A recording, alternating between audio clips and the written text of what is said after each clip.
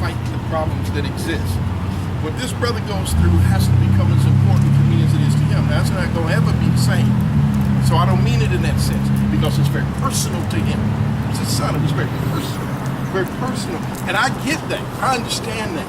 But there are those of us who are on the ground who have dedicated our lives to fighting this. Latoya knows she's, and of course you were in Rise Up October last year.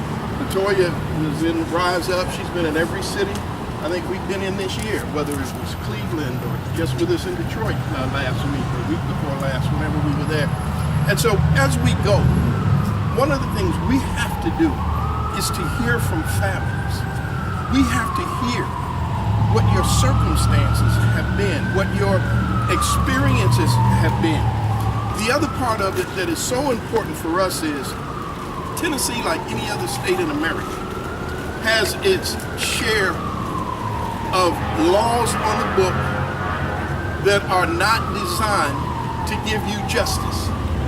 They're not designed to do that.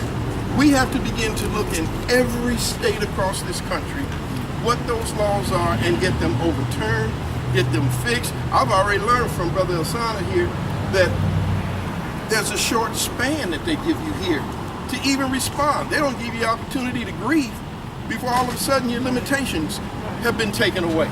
And there's something terribly wrong with that. We have to fix that broken system, and that's what the national tour is committed to do.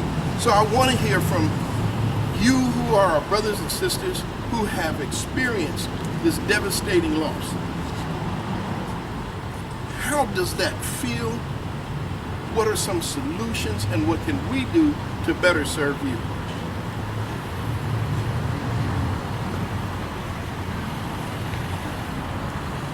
Who wants to take that? Sister Tyann is always so quiet. Bless your heart. Yeah, I cry real easy, that's what I'm saying. That's all right. But for us, it's just been like so heartbreaking to live each day without my son. Like, he thought he was the man of our family, like, to take care of us, to make sure we were okay, help raising his nephew, his children, his siblings. And it has just left us devastated. Derek's dad was so depressed after losing him that he just had a heart attack last week and died. Just so sad and just couldn't cope with the loss of his son. It's just hard. Like, we don't get over it. We live every day in pain. We live in fear. I live in fear for my grandsons, black men coming up. My granddaughters even. No respect for what they do to us. Even our lawyer took from us and played us and never did anything that he was supposed to do. But he took advantage of us and made us all these promises and told us all these lies.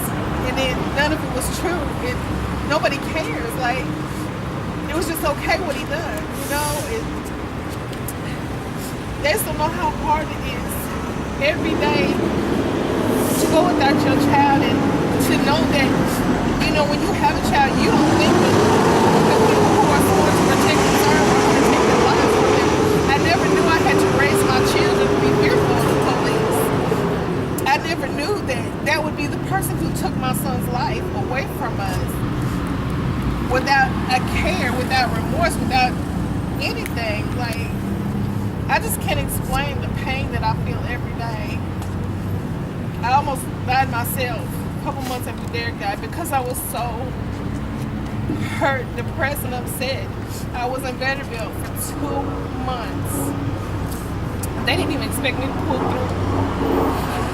I don't know if it was a dream I had during surgery, but when I woke up, I was crying like I am now. And I told the nurse I was with my son, and I felt myself being pulled from him.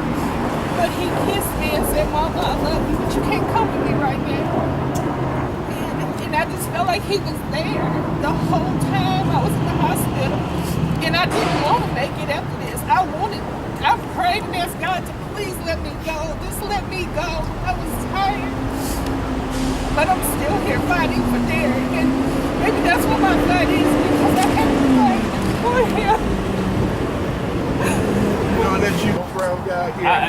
just one thing I just wanted to point out, particularly we talk about we work in obscurity and isolation, and that's what really hurts us. I mean, this brother here, nobody knows this because this isn't even, we can't even complain about how the news treated this because they didn't even treat it. Wow. Nobody knew about Derek. You know, I'm out there, right after my son was executed, and you know, finding out what I'm finding out about this brother. It's just like he didn't exist. But we got conflicting EMT reports, coroner reports, and police reports about his death. Now that's a red flag enough for some news. Do you hear that? Now I bet you every news channel, whoever reports on Jackson, whoever prints news on Jackson, I bet you they've had the name, and it's not a put down, I'm just giving you a fact. I bet you the name Tamir Rice has been headliners. I will bet you $1 to a donut Laquan McDonald's name has run in that paper. I will bet you $1 to the proverbial donut. They did great extensive stories on Philando Castile. I will bet you Michael Brown's name during that time covered everything but right here in their own town, they don't want to identify the sin. Which goes to show you, Popo 5-0, the same everywhere you go.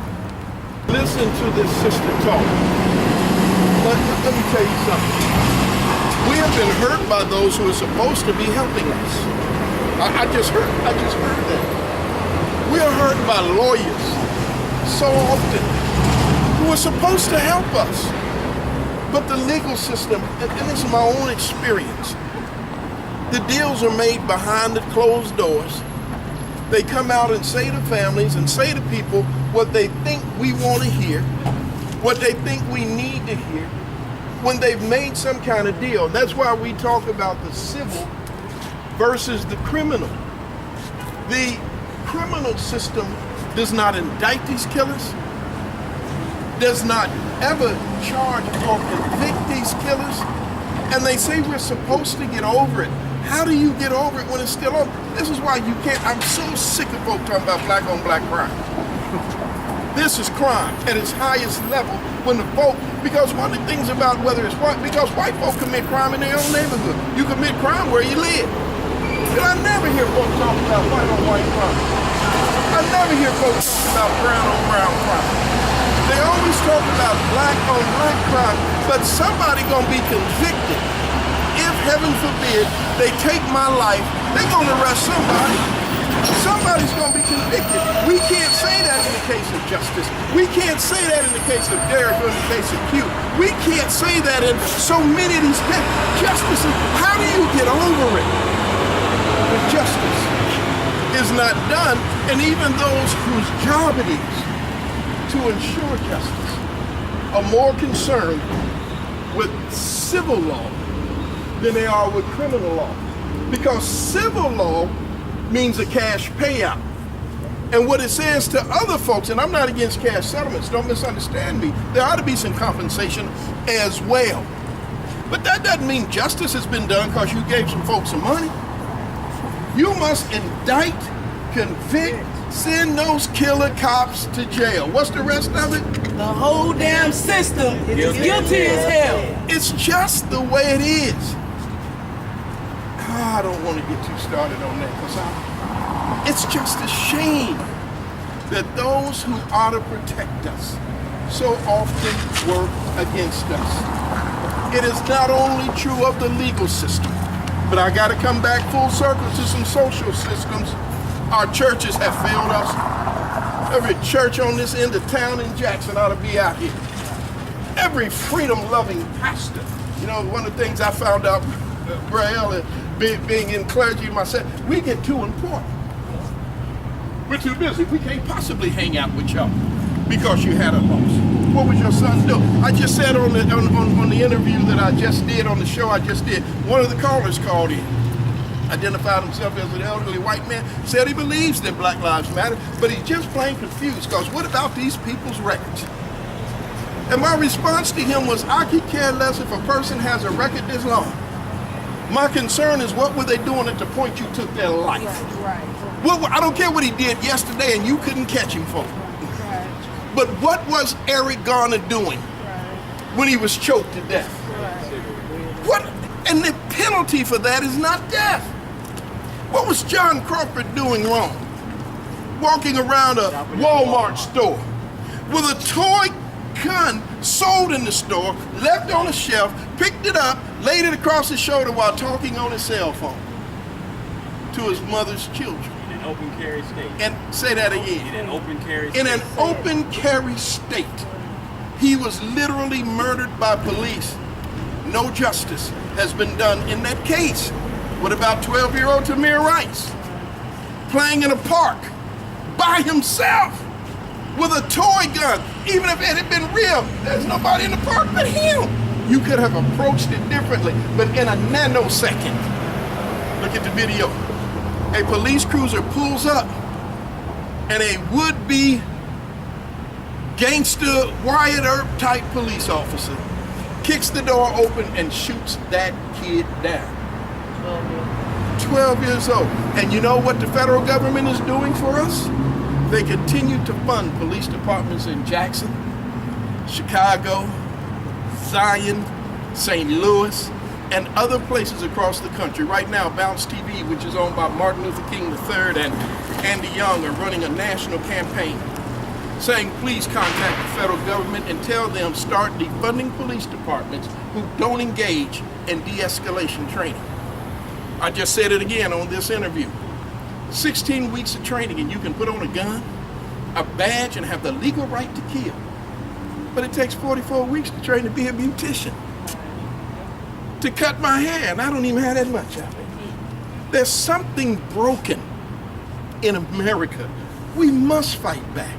That's why I admire the tenacity of a brother like this, the strength of a sister like this, like brothers like yourself. We must engage, we must fight until justice is done. I believe the scripture says that let justice flow down as water, righteousness, a mighty stream. We hide too much behind stuff. We hide behind our lofty pulpits. Well, I'm gonna get in trouble. I do it all everywhere I go. Preachers know where I stand. I'm so tired of sick. We jump up and down and we shout folk happy. Saturday and Sunday. And we send them home to these conditions. But we don't fight. We don't fight for their right to live life. And I don't believe that's how the Lord meant it. Now let me say this, because there's some churches who do well. Some synagogues, some temples, some mosques do well on the charitable side. But here's what you should never forget. There are 2 feet to social inaction. There's the foot of charity, but there's the foot of justice. Charity is where we get the story of the prodigal son. Charity says, let me take some food by the house. Charity says, let me help pay some gas and electric bills for some folk that are hurting. Charity says, let me help with the funeral. Someone's been going to church all our life. When we lose a loved one, we can't even count on the church to help pay for the funeral. They want to charge us for using the church now. There's something broken about that. But there's the justice side. And the justice side is where we get a man named Moses who dares to tell Pharaoh, let God's people go. And until we begin to walk on both feet, the system will continue to take advantage. I don't want to be the only one talking out here. There's some others who need to weigh in on this issue.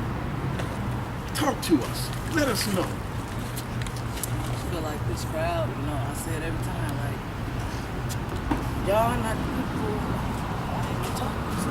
This is the quiet. This is the quiet. People who walk past every day in their job, go about their everyday life. Like we ain't here. You know what I'm saying? Like we didn't get robbed. These ain't just pictures, Look at this. stickers, man. Look at this. These was people breathing like us. You know what I mean? With aspirations, wishes, hopes, dreams that was taken And we live in a nation that don't give a damn about it. And I ain't just talking about those who've killed us. I'm talking about those who can sit there and drive by and walk by and even sit there in your face and not want to change nothing. That's what we're living in that is a dangerous zone with people that perceive life as valueless. Like it's just a vapor, you know? But what entitles in every life, man, you here for a purpose. If you don't stand up and fight for not just black people, but humankind. Because now they taking our civil rights been gone, okay? They taking our human rights. They telling you don't have a right to fight or flight. They telling you can't run from the police. But hold on, it's something in our body.